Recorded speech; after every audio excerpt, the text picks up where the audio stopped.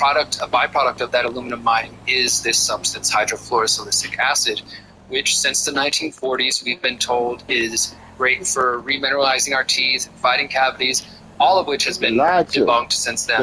And they started adding this fluoride to the water all around the United States since that point, starting with Grand Rapids, Michigan, and now in the United States and parts of Western Europe and even Canada are now considering it. Nearly every major city in the so-called modern world is doing this. But as the data shows, and as I learned through going to the trial in San Francisco and interviewing the experts, we've known for almost 100 years now that the data has been out there showing the various harms associated with fluoride. This National Toxicology Program final report here is focused on IQ and neurological issues, but that is unfortunately not where the problems with fluoride end. We can talk about bone problems, we can talk about kidney issues, liver issues, and of course there's the calcification of the pineal gland. There's a number of different problems, but this particular report is focused on the damage to our brain, which is obviously something very important. So the idea that 100 years ago we knew that this was bad, it was this byproduct, an offshoot of the mining, of this aluminum mining. Was it used as a way to, instead of dumping it illegally, well, we're just going to use it in our drinking water and therefore it's safe for all of you? I mean, is that a way around absolutely the pollution? Absolutely. So in a typical circumstance, these aluminum companies like Mosaic and others, and some of the fluoride has come from China and mining over there, they would have to figure out a way to dispose of this in some sort of environmental safe way.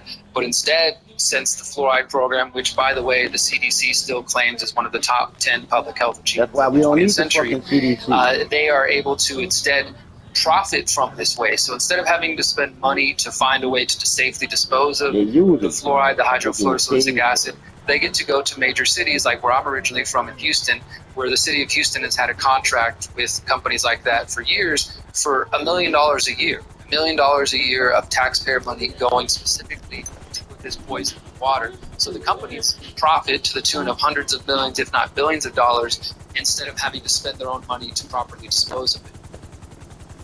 Wow. And then, of course, that's in the drinking water. And then when you look at this lawsuit that you've been dealing with and covering, what is the argument from the Fluoride Action Network against the EPA? What has been the crux? Bullshit, man.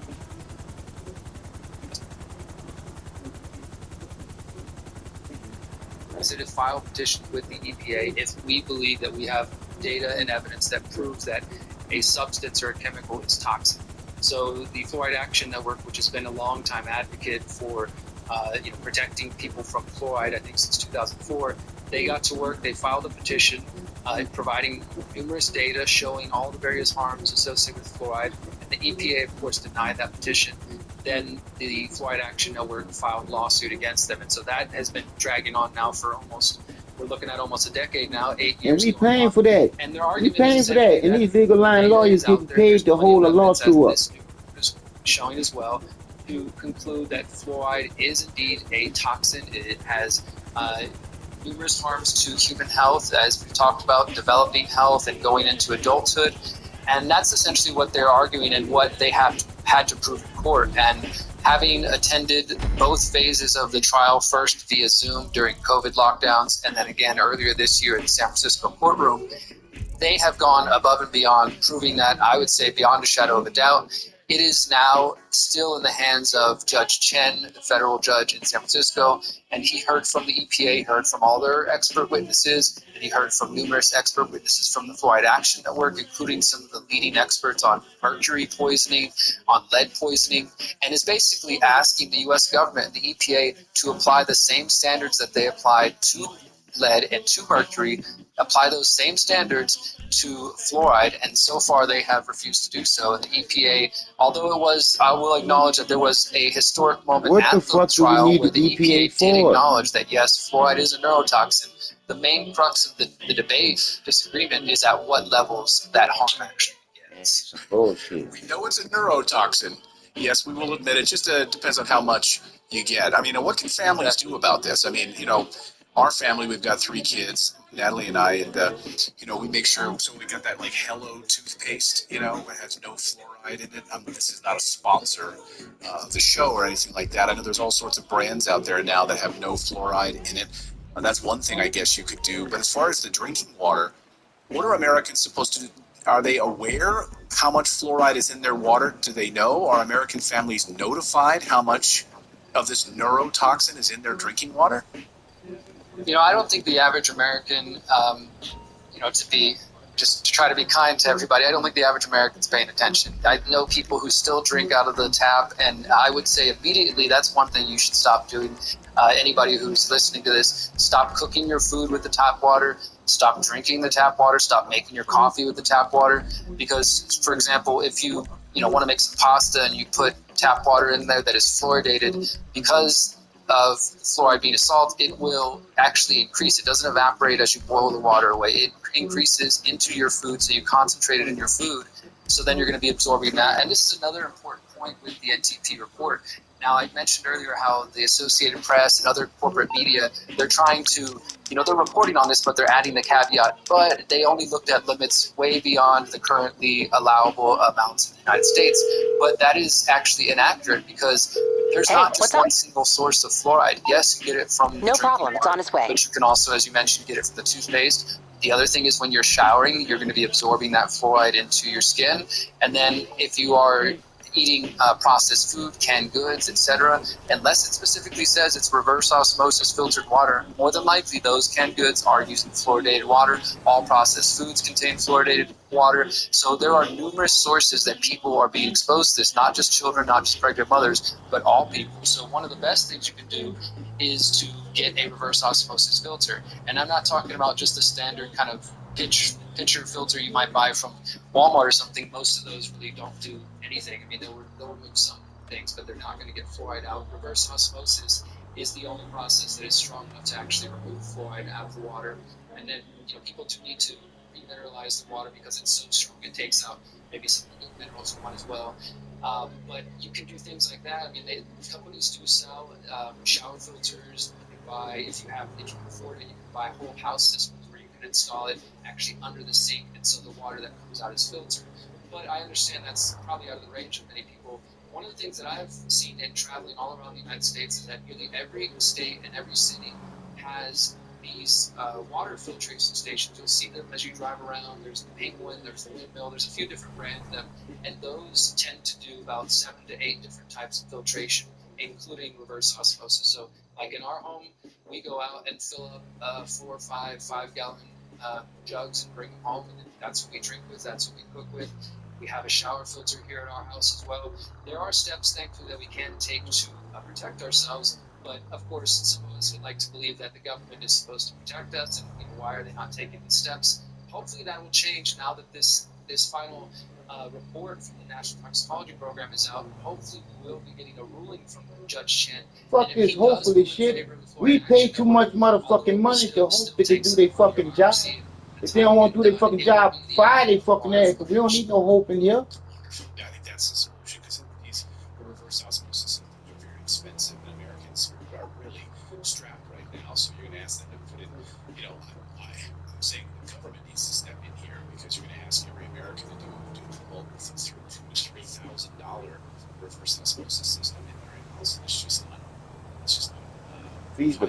It's not feasible right now. We need the federal government to step in and remove this from our water. So, Derek, thank you that's for right. amazing reporting on all of this. Where can people find you online and your reporting? Absolutely. Clayton, I'd like to add one more brief point if I can, because I just want to hammer home how important this report is. I just want to mention that the NTP's report, this final report that we're finally seeing, this has been kept secret for the last 2 years at least. The only reason we ever even knew about this report is because of this lawsuit.